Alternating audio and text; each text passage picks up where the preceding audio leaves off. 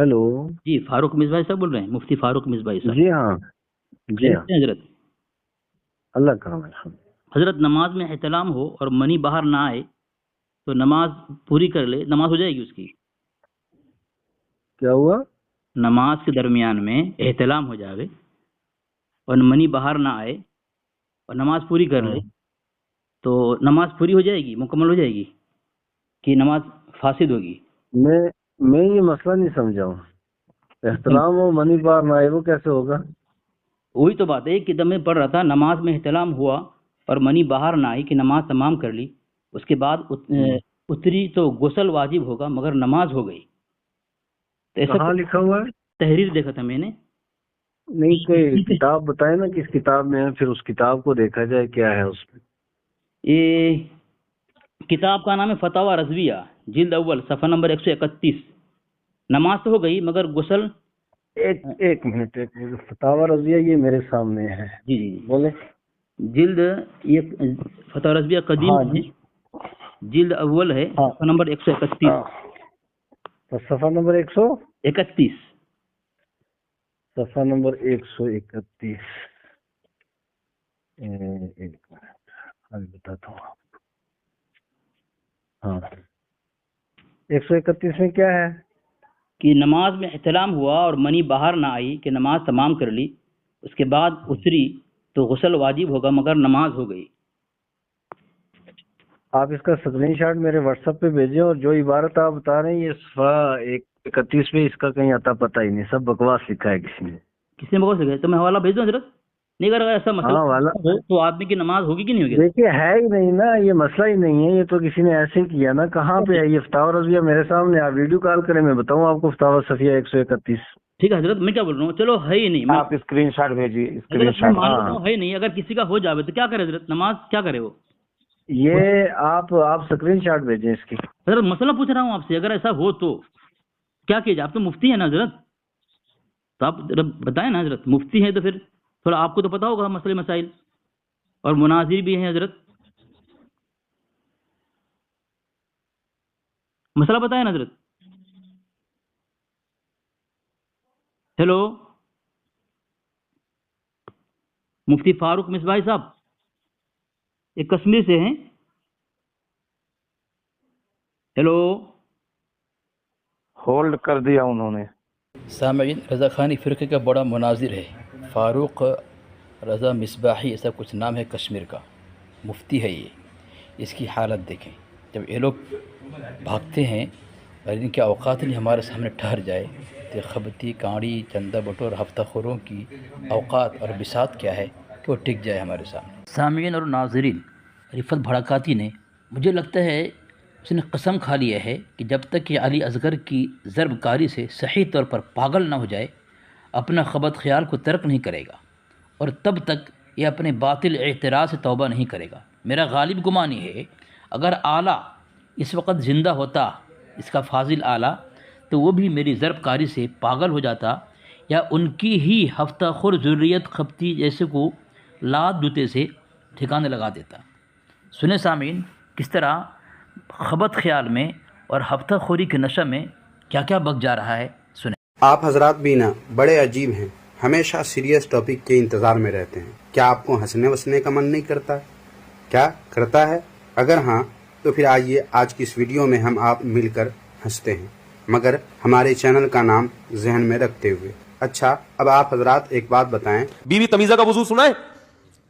Be be تمیزہ وضو کے بغیر وضو نہیں آتی تھی اس کو نا، تو مسجد کے امام نے بی بی تمیزہ کو کہا کہ تو نماز کیوں نہیں پڑھتی ہے؟ اس نے کہا کہ مجھے وضو کرنا نہیں آتا۔ تو امام صاحب نے اپنے سامنے اس کو وضو کرایا اور نماز پڑھائی۔ اس نے کہا زبردست۔ امام صاحب نے کہا میں سفر میں جا رہا ہوں، واپسی پہ تجھ سے پھر پوچھوں گا نماز پڑھتی ہے کہ نہیں پڑھتی۔ امام صاحب آئے 8-10 سال کے بعد، اس دوران بی بی تمیزہ کی شادی بھی ہو گئی، بچے بھی ہو گئے ماشاءاللہ۔ امام صاحب نے کہا بھائی نماز پڑھتی ہے؟ اس نے کہا الحمدللہ 10 سال میں سے پابندی سے پڑھ رہی ہوں۔ انہوں نے کہا وضو؟ کہہ رہے وضو تو آپ کرا کے چلے گئے تھے۔ تو ہمارے حضرت فرمایا کرتے تھے جیسے بی بی تمیزہ کا وضو شادی بھی ہو گئی اور 10 بچے بھی ہو گئے نہیں ٹوٹا، تو ایسے ہی بعض لوگوں کا تقوی کچھ بھی ہو جائے وہ ٹوٹتا نہیں ہے، چاہے وہ نماز پڑھے یا نہ پڑھے، ان کا تقوی نہیں ٹوٹتا، وہ عشق رسول پھر بھی رہے گا ان میں، انسٹال ہو گئے سافٹ ویئر عشق رسول۔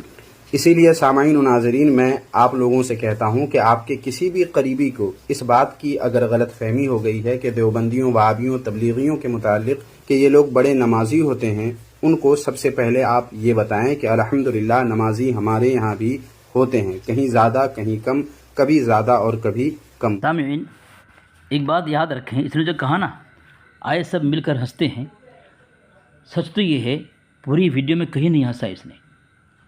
میں نے اس کے خبط خیال کے اندر، اس کے دماغ کے اندر ضرب کاری کی ہے کہ ہنسنا بھول گیا، یہ ہنسنا ہی بھول گیا۔ یہ تو اپنی ضرب کاری کے درد کو چھپانے کے لیے اس طرح ہونگ رچاتا ہے۔ کسی کے واقعہ کو دیوبندی کی طرف منسوب اس لیے کر دیا کہ بیان کرنے والا دیوبندی ہے۔ تو اعلیٰ نے کرشن کنہیا کے متعلق کیا لکھا ہے دیکھیں، الملفوظ ہے، سامعین دیکھتے جائیں اور دل تھام کر بیٹھیں، کیونکہ بہت سے وقت ایسا ہوتا ہے کہ آپریشن دیکھنے والا بھی جو ہے وہ برداشت نہیں کر سکتا، چکر آ جاتا ہے، تو کہیں چکر نہ آ جائے، دل تھام کے بیٹھیں۔ یہ الملفوظ ہے، مفتی طارق مسعود صاحب دامت برکاتہ عالیہ نے واقعہ کسی کا پیش کر دیا، وہاں ایسا نہیں کہا کہ وہ دیوبندی عورت تھی، اس کو دیوبندی بنا دیا، کیونکہ مفتی طارق مسعود صاحب دیوبندی ہیں، اس لیے عورت بھی جس کا تذکرہ کرے، جس کا بیان کرے، نام لو دیوبندی ہو جاتی ہے۔ تو اب ایک سے اعلیٰ نے ملفوظ کے اندر، الملفوظ میں صفحہ نمبر 104 میں لکھا، حصہ اول کے اندر، کرشن کنہیا کافر تھا اور یہ ایک وقت میں کئی سو جگہ موجود ہو گیا، یعنی حاضر ناظر ہو گیا۔ سامعین، جو حاضر ہوتا ہے وہ ناظر بھی ہوتا ہے، اور یہ قرآن پاک کی آیت پیش کر کے لوگ دلیل دیتے ہیں، شاہد اللہ کے نبی علیہ السلام کو حاضر مانتے ہیں، اس دلیل کو پیش کر کے کہتے ہیں کہ اللہ کے نبی علیہ السلام حاضر ہیں۔ تو سامعین بتائیں، جب قرآن پاک کی اس آیت کو پیش کر کے حاضر مانتے ہیں اللہ کے نبی علیہ السلام کو، یہاں تو کرشن کنہیا کو حاضر ناظر مان کر کے اپنا آدمی مان لیا یہ، اور یہاں لکھا ہے کافر ہے، تو گویا ان کے لوگ جو ہے کافر بھی ہیں، کیونکہ اس کے اعلیٰ نے لکھا ہے نا ایک وقت میں کئی سو جگہ حاضر ناظر ہو گیا، تو اس سے ثابت ہوتا ہے کہ کرشن کنہیا نوجود فرقے والا تھا، جبکہ کافر بھی کہا تو ان کے فرقے والے سب کافر، کیونکہ اس کا اعلیٰ نے کہہ دیا۔ پھر تو سامعین بتائیں آپ، میں سیدھا نشانہ اعلیٰ پر ہی کیوں نہ کروں، اور ان کے عوام و خواص کو اس کے ہی اعلیٰ ہی کی عجیب و غریب نماز بتا کر ان پر ضرب کاری کیوں نہ کروں۔ آگے حضرت نے بات سمجھانے کے لیے کہا کہ جیسے بی بی تمیزہ کا وضو، شادی بھی ہو گئی اور 10 بچے بھی ہو گئے لیکن وضو نہیں ٹوٹا، ایسے ہی بعض لوگوں کا تقویٰ کچھ بھی ہو جائے وہ ٹوٹتا نہیں۔ تو وہ کون سا ڈھونگی تقویٰ متقی ہے جو ایسے کارنامے کے بعد بھی نہیں اس کا وہ ٹوٹتا وضو؟ آپ بھی بہت جلدی بھول جاتے ہیں سامعین، وہ کون ہے، کس کی طرف حضرت مفتی طارق مسعود صاحب دامت برکاتہ عالیہ کا اشارہ ہے؟ تو لے سامعین، یہ سوانح اعلیٰ حضرت ہے، صفحہ نمبر کیا ہے 97 ہے، بچپن کے حالات کیا لکھا ہے دیکھیں، اعلیٰ حضرت بچپن ہی میں تقویٰ ڈھونگی دیکھیں، طہارت اتباع سنت ہے، اور تقویٰ طہارت ہے، اور تقویٰ کیا ہے اور اتباع سنت کیا ہے؟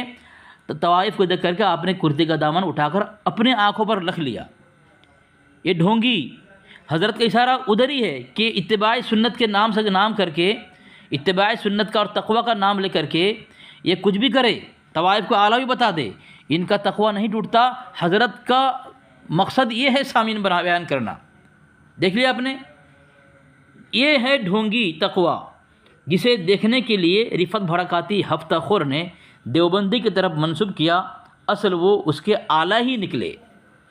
تو سامعین، آپ ان اعلیٰ فرقے والوں کی چکنی چپٹی باتوں پر نہ جائیں، یہ ہفتہ خور جو کہتا ہے وہ اس میں اپنی ہی اعلیٰ کی کالی کرتوتوں کو اس بہانے دبانا اور چھپانا چاہتا ہے جسے ہم ظاہر کرتے ہیں۔ دیکھیں سامعین، اپنی والدہ کی غلط تربیت کا نمونہ رفعت بھڑکاتی نے، مجھے لگتا ہے اس نے قسم کھا لیا ہے کہ جب تک کہ علی اصغر کی ضرب کاری سے صحیح طور پر پاگل نہ ہو جائے اپنا خبط خیال کو ترک نہیں کرے گا، اور تب تک یہ اپنے باطل اعتراض سے توبہ نہیں کرے گا۔ میرا غالب گمان ہے کہ اگر اعلیٰ بھی اس وقت زندہ ہوتا تو وہ بھی میری ضرب کاری سے پاگل ہو جاتا، یا ان کے ہفتہ خور ذریت خبتی جیسوں کو لات جوتے سے اس کے عقل ٹھکانے لگاتا۔ جب مفتی مسعود صاحب کے بیان میں یہ کہیں نہیں کہا کہ وہ عورت دیوبندی تھی، پھر بھی مالیگاؤں دیہات کی اس غلط تربیت کی جو ہے اولاد اچھل کود کر کے کچھ بھی بک دیتا ہے، جب وہاں دیوبندی تھی یہ واضح نہیں، پھر بھی اسے دیوبندی کہہ کر اپنی اچھل کود جو ہے والدہ کی غلط تربیت کا نمونہ پیش کیا، تو اس اصول سے پھٹا ہوا رضویہ کے مصنف کی نماز کو اس کی طرف منسوب ہم کیوں نہ کر سکتے ہیں؟ سامعین، پہلی بات تو یہ ہے، خبتی کے گھر کا دروازہ جب تک ہم نہ دکھائیں اس کے منہ سے ہفتہ خوری کا چربی پگھلے گا ہی نہیں۔ تو سامعین دیکھیں، یہ کتاب ہے تحفظ اہل سنت جماعت، صفحہ نمبر 269 لکھا ہے، اس میں لکھا ہوا ہے دور حاضر و ماضی قریب کے دیوبندی مولویوں کو گھسیٹ لاتے ہیں۔ ہونا تو چاہیے تھا کہ وہ اس معاملے میں اپنے اکابرین کی تصریحات پیش کرتے، مگر وہ اس سلسلے میں عاجز و ناکام رہے ہیں، جو ان کی شکست فاش کی دلیل ہے۔ کیا کہہ رہا ہے؟ دلیل کے طور پر کن کو پیش کرنا چاہیے، حجت کسے بنانا چاہیے؟ دور حاضر ماضی قریب کے علماء کو نہیں، لیکن یہ کس کو بناتا ہے؟ مفتی طارق مسعود صاحب کو اور مولانا مکی الحجازی صاحب کو۔ تو اس کا عالم کہتا ہے کہ جو ماضی قریب دور حاضر کی بیان تقریر اور ان کو حجت بنائے تو گویا وہ عاجز ہے، ناکام ہے، اور اس کی شکست فاش کی دلیل ہے۔ جب تیرے گھر سے خبتی زندہ بٹور یہ بات واضح ہو چکی کہ دور حاضر کے علماء کو حجت بنانا یہ تیری عاجزی اور ناکامی اور شکست فاش کی دلیل ہے، اب تو خبتی بتا کہ تو کب اعلان کرے گا کہ تو شکست خوردہ ہو چکا ہے؟ کب اعلان کرے گا بتا تو سامعین، اب ہم چلتے ہیں ان کے اعلیٰ کی طرف۔ ان کے اعلیٰ کی نماز کیسی تھی، جو طوائف کی یاد میں مستغرق ہو کر نماز کے اندر ہی عجیب عجیب کارنامہ انجام دیا ہے۔ یہ ان کے اعلیٰ ہیں، یہ ان کے اعلیٰ۔ سامعین، کیا کارنامہ انجام دیا یہ میں آپ کو کتاب پیش کر رہا ہوں، دل تھام کر سنیں سامعین۔ بہت ہی کربناک اور تابناک اور بریلی کا اصل منظر آپ کے سامنے میں کھول رہا ہوں۔ ان کے اعلیٰ کی نماز کیسی تھی؟ یہ کہتا ہے دیوبندی کی نماز ایسی ہوتی ہے، کہہ رہا ہے مردود ان کی نماز پہ نہ آئیں، ان کی نماز نہ دیکھیں۔ یہ دیکھیں فتح رضویہ ہے، جلد اول ہے، صفحہ نمبر 118 ہے۔ اس کے اندر اس کا اعلیٰ کیا لکھتا ہے سامعین؟ احتمل فی الصلاۃ فلم ینزل، نماز میں احتلام ہو گیا، انزال نہیں ہوا، حتی اتمہا فانزل لا یعیدہا ویغتسل، نماز میں احتلام ہو گیا، انزال نہیں ہوا، یہاں تک کہ نماز مکمل کر لیا، پھر انزال ہوا، نماز دہرانے کی ضرورت نہیں ہے، غسل واجب ہے۔ سامعین بتائیں کیسی نماز تھی اس کی؟ نماز کے اندر پتہ کیسے چل گیا اس کو احتلام ہو گیا، اور کیوں احتلام ہوا، کیا سوچ رہا تھا نماز کے اندر؟ اس کی بھی حقیقت میں واضح کر رہا ہوں آپ کے سامنے۔ دیکھیں سامعین، یہ اصل میں کہتا ہوں نا، یہ اپنے اعلیٰ کے کالے کرتوت کو کھولنے کے لیے سامعین یہ ایسا کرتا ہے۔ یہ دیکھیں کتاب ہے، کتاب کا نام انوار رضا ہے، اس کے صفحہ نمبر 257 پہ لکھا ہوا ہے سامعین کہ ایک دن کا واقعہ ہے کہ عصر کے وقت حضور امام احمد رضا تشریف لائے اور نماز پڑھا کر تشریف لے گئے۔ میں مسجد کے اندر کونے میں چلا گیا، تھوڑی دیر میں ایک صاحب آئے اور مجھ سے کہنے لگے آپ نے ابھی عصر کی نماز نہیں پڑھی ہے؟ میں نے کہا کہ ابھی حضور کے پیچھے پڑھی ہے۔ تو ان صاحب نے تعجب سے کہا کہ حضور تو اب پڑھ رہے ہیں۔ میں نے بھی سنا تو نہایت تعجب کیا اور یقین نہ ہوا، اس لیے کہ نماز عصر کے بعد کوئی نماز داخل نہیں، اور امام احمد رضا نے ہم لوگوں کے سامنے نماز پڑھی اور پڑھائی ہے، اور ابھی مغرب کا وقت نہیں، پھر اگر کوئی غلطی ہو گئی ہوتی تو سب کو اعادہ کرنے کا حکم فرماتے۔ غرض مجھ کو بڑی حیرت ہوئی، انہوں نے پھر کہا دیکھ لیجئے پڑھ رہے ہیں۔ کیا پڑھ رہے ہیں؟ تب میں نے آگے بڑھ کر دیکھا تو واقعی نماز پڑھ رہے ہیں۔ منتظر کھڑا رہا، جب سلام پھرا تو میں نے عرض کیا حضور میری سمجھ میں نہیں آیا کہ ایسی کہ ابھی نماز پڑھائی ہے اور پھر پڑھ رہے ہیں، نوافل کا بھی اس وقت سوال نہیں۔ تو امام احمد رضا نے ارشاد فرمایا کہ قاعدہ اخیرہ میں بعد تشہد حرکت نفس سے میری انگرکھے کا بند ٹوٹ گیا تھا۔ دیکھیں سامعین کیا کہا اس نے، نماز میں کیا سوچ رہا تھا کہ اس کا کمر بند ٹوٹ گیا، کہ حرکت نفس سے، یعنی کیا حرکت کیا اس نے، اس کی کون سی چیز حرکت کی جس سے انگرکھ جو ہے بند، جو رسی جو ہے کمر بند، وہ برداشت کر اس کو بھی توڑ دیا، توڑ ڈالا اس کو، اتنا خطرناک حملہ۔ خدا جانے اعلیٰ کا یہ نفس نماز کے اندر کیوں اتنا دیوانہ تھا اور کیا کر رہا تھا. تو سامعین اصل میں بچپن کی طوائف ہے نا وہ اس وقت تک بھی پیچھا نہیں چھوڑی. اب سامعین ایسا کیوں کر رہا تھا؟ یہ دیکھیں الملفوظ ہے صفحہ نمبر 2 ہے حصہ اول ہے. اس میں لکھتا ہے جب سن شور کو پہنچا تو اور زیادہ بے شعور ہوا، جوانی دیوانی ہو گئی. اعلیٰ کی جوانی دیوانی ہو گئی. یہ سوال آپ نہ کریں. کیوں؟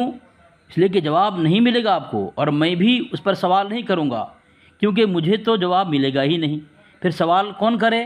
تو چلیں سامعین اسی اعلیٰ کی ذریت ہی سے سن لیں کیا سوال ہونا چاہیے کہ یہ نماز ہے یا دھوکہ ہے، کیا ہے. سوال خبتی کر لے گا، اس کو کرنے دیں.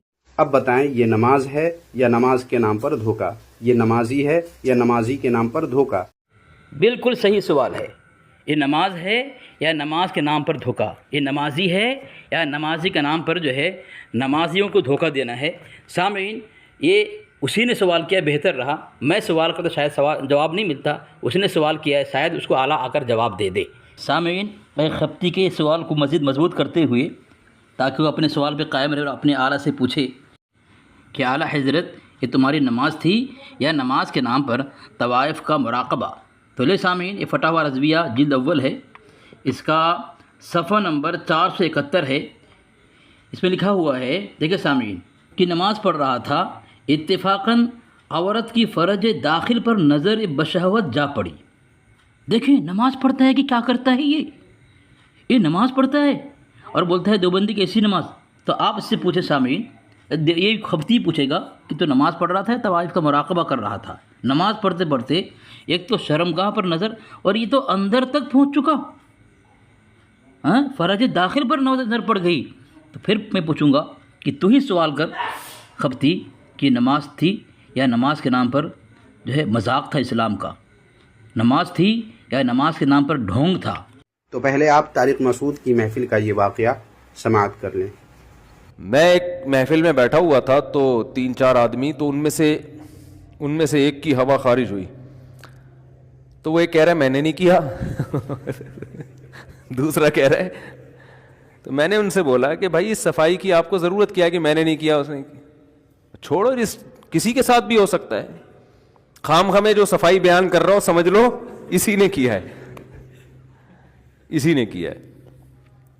سامعین ان لوگوں کے ہوا خارج کرنے کا عالم یہیں تک نہیں ہے بلکہ اس سے آگے بھی ہے. دیکھا سامعین کہہ رہا ہوا خارج کرنے کا عالم. حضرت مولانا طارق مسعود صاحب دامت برکاتہم العالیہ کی اس تقریری گفتگو کو سنایا جو کسی اور کا تھا، مگر میں اسے سنا کر اعلیٰ کی فطرت کا ذکر کروں گا. تو سامعین ہر نوجوان فرقے والے سے پوچھیں کیسا لگا تمہارے اعلیٰ کی یہ کرتوت. تو چلے سناتا ہوں.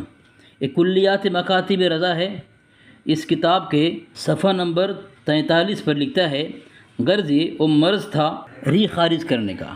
آگے دیکھیں انتہا دیکھیں، حد کر دیا، پورے نوجوان فرقے والے کو اپنے ریح کی سایہ میں جو ہے تڑپا کر مارا.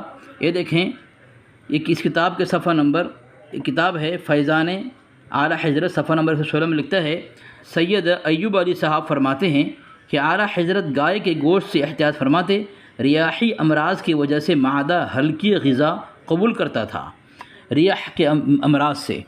دیکھا یہ عالم سامعین، یہ عالم جو آدمی نماز کے اندر طوائف کا مراقبہ کر کے اپنی منی کا اندازہ لگا لیتا کہ منی کہاں تک پہنچا ہے، جلدی نماز ختم کر کے جو ہے سلام پھراتا، پھر اس کا منی انزال ہو، پھر نماز بھی نہیں دہرائے، وہ آدمی نماز پڑھتے پڑھتے ریح خارج نہ کرے، یہ کیسے ممکن ہے؟ تو سامعین یہ آپ نے دیکھا ان کے اعلیٰ کی یہ حرکت، ادھر جو مراقبہ کرتا کرے طوائف کا ناڑا توڑ بیٹھا، اور پھر یہ کہاں نظر اس کی تھی اور اندر تک نظر چلی گئی اس کی. سامعین یہ ہے نماز کا عالم. تو تبرہ بازی کرے گا، تھوتنی پھیلائے گا خبتی، تو ہمارا نشانہ تیرا اعلیٰ حضرت ہی ہوگا، اور ایسی کتاب دوں گا ثابت کروں گا تو جھٹلا بھی نہیں پائے گا، بلکہ تو اپنے اعلیٰ سے یہ سوال کرنے پر مجبور ہو جائے گا. وہ سوال کیا ہے؟ اے سن.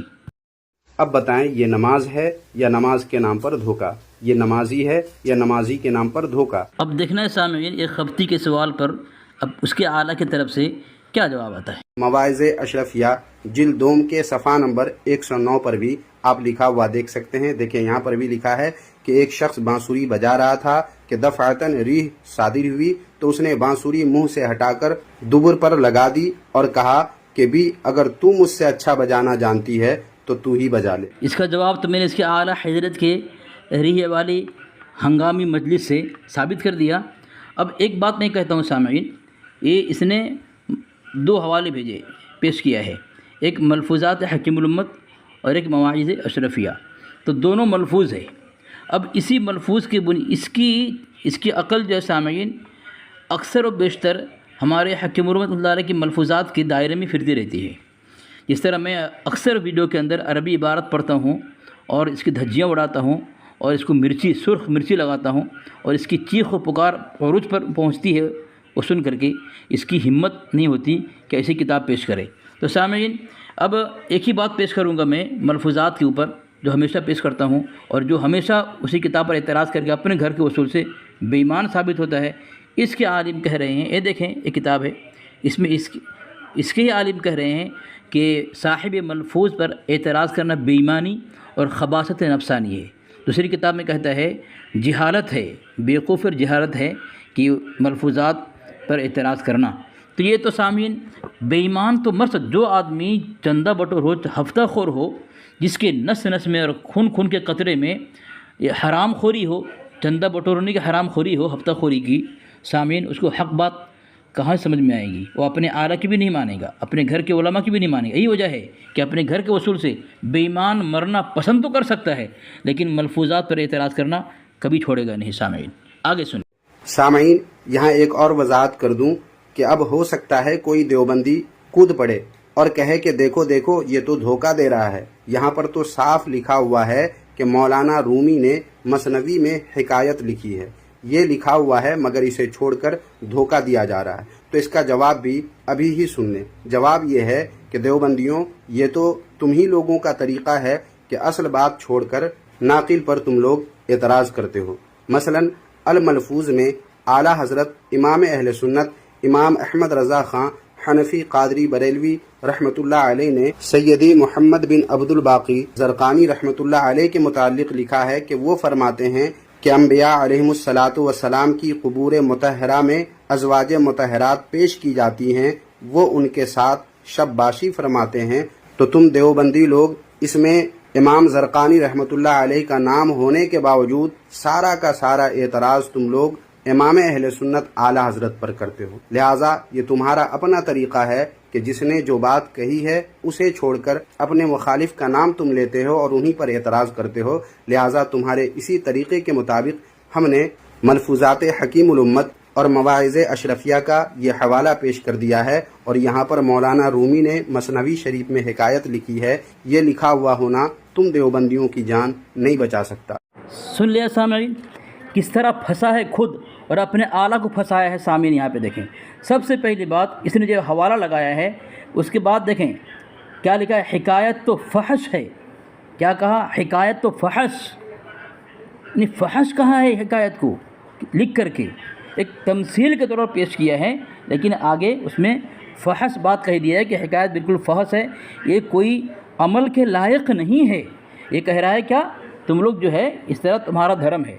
सामीन ये किस तरह फंसा है देखा, आगे कह रहा है तुम देवबंदी लोग इसमें इमाम ज़रक़ानी रहमतुल्लाह अलैह का नाम होने के बावजूद सारा का सारा एतराज़ आला हज़रत पर करते हो। हम क्यों करते हैं, ये इसकी वजह क्या है। देख तेरी धज्जियाँ उड़ाता हूँ, तेरा ये जो चर्बी लगा हुआ है ना तेरे थोतनी में, चंदाखोरी की चर्बी, ये चर्बी हम निकालेंगे इंशाअल्लाह। देख तेरा आला ने कहाँ घोटाला किया है, इमाम ज़रक़ानी का नाम ले तेरा आला बच जाएगा हैं। ये देखें सामीन किस तरह घोटाला किया। अल मलफूज़ कामिल, ये देखें अल मलफूज़ कामिल है, इसका आला की किताब है, ये मलफूज़ है, सफ़ा नंबर 398 क्या लिखता है देखो सामीन, ऊपर से देखें लिखा है हुज़ूर सल्लल्लाहु अलैहि वसल्लम अपनी क़ब्र शरीफ में हकीकी हयात के साथ बिला शाइब मजाज ज़िंदा हैं, उसमें अज़ान व इक़ामत के साथ नमाज अदा फरमाते हैं। ابن عقیل نے کہا یہاں تک کہ ازواج مطہرات کے ساتھ مباشرت بھی فرماتے ہیں۔ اب سامعین، یہ مباشرت کس نے کہا؟ ابن عقیل نے کہا، ابن عقیل نے۔ اب ابن عقیل کون ہے؟ دیکھیں سامعین، مباشرت کا مطلب کیا ہے اور اس کا آلت نے کیا گھٹارہ کیا ہے۔ دیکھیں یہاں پہ مباشرت کا مطلب کیا ہے؟ تسکین الجنان ہے۔ اس کے محاسن کنز الایمان کا یہ ہے، اس میں عبدالرزاق بھترالوی الطاروی کیا لکھتے ہیں؟ دیکھیں سامعین، اس نے لکھا ہے ولا تباشروہن، اس میں کئی معنی بتایا اس نے۔ آگے دیکھیں سامعین، اعلیٰ حضرت کے ترجمہ اور دوسروں میں فرق سمجھنے کے لیے یہ تو یہ خیال کیا جائے عورتوں سے ملو یا ان سے صحبت کرو یا ان سے شب باشی کرو، کیا کرو؟ صحبت کرو، ایک ہی معنی میں استعمال ہوتے ہیں، یعنی جمع کرنا، نہ ملو عورتوں سے یا ان سے مباشرت نہ کرو، یہ اسی پہلی معنی کی نفی ہے، یعنی جمع نہ کرو۔ تو مباشرت کا مطلب ہے کیا؟ جمع نہ کرو، جمع کرنا۔ لیکن اعلیٰ حضرت کے ترجمہ میں صحبت کرو، صحبت اور جمع ایک ہی معنی میں آتا ہے۔ مباشرت کا مطلب کیا ہوتا ہے؟ صحبت کرنا، جمع کرنا۔ تو سامعین، گھوٹالہ کیا کیا ہے ابن عقیل کا؟ جو یہ ہے جو مباشرت کا کوئی لفظ ہی نہیں ہے۔ میں حوالہ پیش کر رہا ہوں، دیکھیں سامعین، اس کا اعلیٰ حضرت نے کس طرح اللہ کے نبی صلی اللہ علیہ وسلم کی ذات اقدس میں تہمت لگائی ہے، امی عائشہ کے شان میں، امی عائشہ صدیقہ طاہرہ کی شان میں کس طرح گستاخی کی، توہین کی ہے۔ یہ شرح علامۃ الزرقانی ہے، اس میں لکھا ہے سامعین دیکھیں، قال ابن عقیل الحنبلی ویضاجع ازواجہ ویستمتع بہن اکمل من الدنیا۔ ابن عقیل حنبلی نے کہا ہے وہ اپنی بیویوں کے ساتھ لیٹتے ہیں اور ان سے فائدے اٹھاتے ہیں دنیا سے زیادہ کامل طریقے پر۔ یہاں پہ صحبت کی بات نہیں ہے، جمع کی بات نہیں ہے، فائدہ اٹھانے کی بات ہے سامعین۔ اس کا مجدد نے تہمت لگائی ہے، گستاخی کی ہے، توہین کی ہے امی عائشہ صدیقہ طاہرہ رضی اللہ عنہا حضور صلی اللہ علیہ وسلم کی شان میں۔ اور دونوں حضرات یعنی امام زرقانی رحمۃ اللہ علیہ اور ابن عقیل کے درمیان تقریباً 900 سال کا فرق ہے، تو دونوں میں ملاقات کیسے ہو گئی؟ اور کوئی سند بھی نہیں ہے، سند بھی نہیں ہے۔ تو اب جب سند نہیں ہے تو اب یہ جو بات پیش کی ہے بالکل بے سند بات ہے، اور اس کا اعلیٰ حضرت نے وہاں جھوٹ بولا ہے۔ اور جب سند نہیں ہو تو صحیح مسلم شریف کے اندر یہ بات لکھی ہے، دیکھیں سامعین، کہ ولولا الاسناد لقال من شاء ما شاء۔ کیا ہے؟ ولولا الاسناد لقال من شاء ما شاء، اگر سند نہ ہو تو لوگ جو چاہیں اور جیسے چاہیں بک دیں۔ تو اس حدیث کے وصول سے علامہ زرقانی رحمۃ اللہ علیہ نے جو ابن عقیل کا قول پیش کیا ہے، کیونکہ اس میں سند نہیں ہے اس لیے وہ قول معتبر نہیں، غیر معتبر ہے، اور اس کے اعلیٰ حضرت نے جو ہے غلط لکھا ہے۔ یہ اس کی نیت میں جو ہے خرابی تھی، عقیدے میں بگاڑ تھا اس کے اعلیٰ حضرت کے۔ اس کے لیے ہم عائشہ اور اللہ کے نبی صلی اللہ علیہ وسلم شان میں بہتان تراشی اور توہین گستاخی کی ہے سامعین۔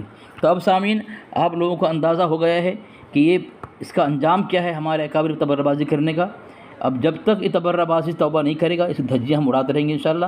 احباب سے گزارش ہے اس خبطی کی ویڈیو بالکل نہ سنیں، جب بھی آپ کو سننا ہو میں جواب دوں گا انشاءاللہ اس کی ہر ویڈیو کی، اس کی ریکارڈنگ یہاں لگا کر کے اس کی دھجیاں اڑاؤں گا انشاءاللہ۔ آپ کو اندازہ ہو جائے گا کہ خبطی میں کیا اوقات ہے اور اس کی دھجیاں میں کیسے اڑاتا ہوں، اس کی چمڑی کیسے ادھڑتا ہوں، آپ یہاں ملاحظہ فرمائیں گے انشاءاللہ۔